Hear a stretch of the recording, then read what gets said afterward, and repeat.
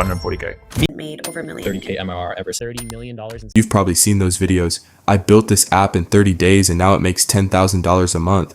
I built a SaaS in a weekend and hit $100,000 MRR.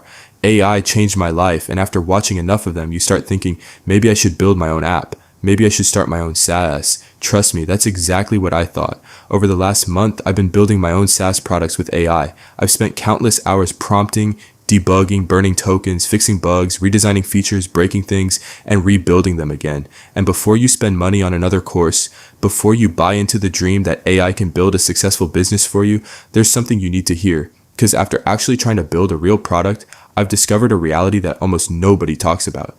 Now, I'm not saying this is some millionaire founder. I'm not making $10,000 a month. I'm not running a startup worth millions. I'm still learning, I'm still building, and honestly, I'm probably a lot closer to where you are than the people making those videos.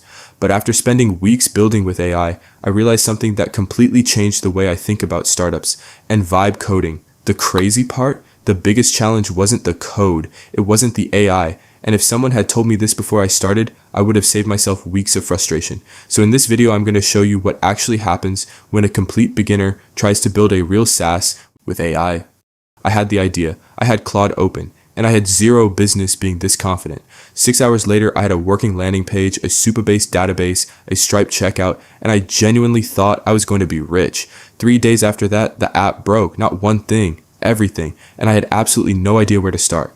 That moment, that specific moment still is what this video is about, because nobody on YouTube showed me that part. They showed me the 6-hour build. Nobody showed me this day. Here's the story the internet loves to tell. Guy opens AI tool, describes an app, ships in 48 hours, makes $10,000 MRR, posts the screenshot, gets 200,000 views. You watch it, you think I can do that. And here's the thing, you are not wrong to think that. The tools are real, the speed is real. I'm not here to tell you vibe coding is fake, but there is a version of this story that nobody is posting, and it's the version that actually happens to most people, including me.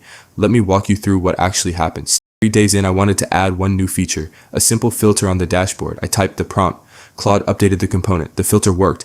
The entire authentication flow broke, so I copy-pasted the error into Claude. Claude apologized. Claude always apologizes and gave me a fix. I applied the fix. Auth came back. The filter disappeared. I pasted that error. Fix applied.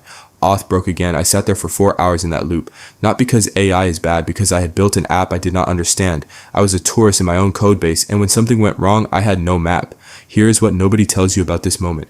It is not bad luck. It is not a bad tool. It is the natural result of building without knowing what you are building. Every prompt I fired without a plan added something I didn't understand, and everything I didn't understand made the next problem exponentially harder to fix. It compounds, quietly, until suddenly everything is connected to everything and nothing works, and you don't know where the water is coming from. This is not just my story. Most apps built with the most popular AI coding tools, every single one had security flaws. Every single one was missing basic protections that any experienced developer would have caught in 10 minutes. That number is not going down, it is going up, because more people are shipping apps they don't understand, and the internet is not warning them. Remember that debugging loop I showed you at the start? The one where I fixed auth and lost the filter, fixed the filter and broke auth, 4 hours, same 2 errors, back and forth. I eventually got out of it, not by finding a better prompt, not by switching to a different AI tool. I got out of it by closing Claude, opening the file, and actually reading what was there. Turns out the auth and the filter were sharing the same state. Every time one updated, it wiped the other. Once I saw that, I knew exactly what to tell Claude to fix. The fix just took 3 minutes, dart easy. The fix worked. Everything was clean. The app was live. I deployed it. I posted on Instagram, posted on TikTok, posted on X. Congratulations to me. I shipped my first SaaS. I refreshed the analytics every 10 minutes. 300 views, 3 likes. 2 of them were my friends. 1 was me testing if the like button worked. And this right here is the biggest lie in the entire space. The people you see on Twitter and YouTube pulling 5 figures from an app they built in a weekend, they are not monetizing their code.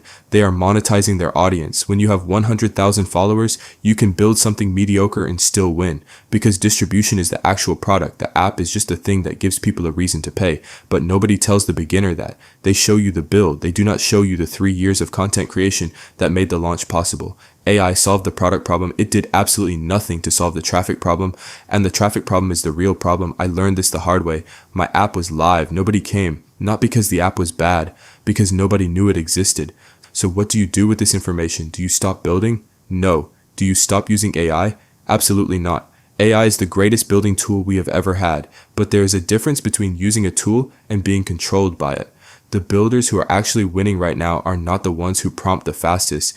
They are the ones who think the clearest before they open the tool. They define the output before they write a single prompt. Not build me a dashboard, but build me a dashboard that shows these 3 specific metrics, pulls from this exact table, and shows a loading state while it fetches. That one shift earned honor from describing to defining changes everything about how the build goes. They break the build into steps small enough to verify before moving to the next one. They review what was built before prompting what comes next. And they think about distribution on day 1, not day 30, not after launch, day 1. Who is this for? How do they find it? Why would they tell someone else? The app is not the product. The app plus the audience is the product. And building the audience starts before the app. I wish someone had told me that before I spent 6 hours building something nobody saw. I am not a guru. I am not going to pretend I have this figured out. I am a software engineering student who is building in public and learning in public. I made these mistakes. I am documenting them because the version of this story that gets posted everywhere is the highlight reel. This is the raw footage. If you are trying to build something real with AI, keep going, but go in with your eyes open. Know that the debugging loop is coming.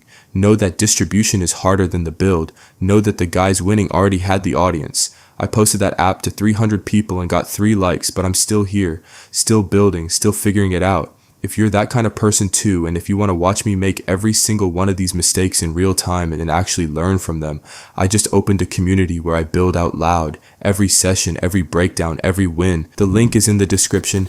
Don't forget to subscribe. See you next time.